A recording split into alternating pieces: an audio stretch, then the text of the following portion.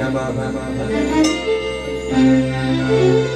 ಈ ಗುರುವಿಗೆ ದಿಕ್ಕು ಉತ್ತರ ದಿಕ್ಕು. ಗುರುವಿನ ತಂದೆ ಬ್ರಹ್ಮದೇವರು, ಗುರುವಿನ ತಾಯಿ ಶಾರದಾದೇವಿ, ಗುರುವಿನ ಹೆಂಡತಿ ತಾರಾದೇವಿ.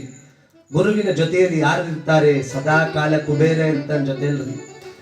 ಅದಕ್ಕೆ ಕೆಲವರು ನೋಡಿ ಈ ಮೂಲೆಯನ್ನ ಕುಬೇರನ ಮೂಲೆ ಅಂತಾರ. ಅದಲ್ಲ, ಅದು ಬರೀ ಮೂಲೆ ಅಷ್ಟೇ.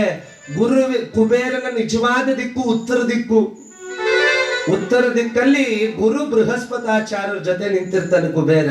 ಅವನು ಯಾವಾಗಲೂ ವಾಯುವ್ಯ ಮೂಲೆಯನ್ನೇ ನೋಡ್ತಾ ಇರ್ತಾನೆ. ಆದ್ರಿಂದ ಆ ಮೂಲೆಯನ್ನ ಕುಬೇರನ ದೃಷ್ಟಿ ಮೂಲೆ, ಕುಬೇರನ ಮೂಲೆ ಅಂತ ಕರೆದು.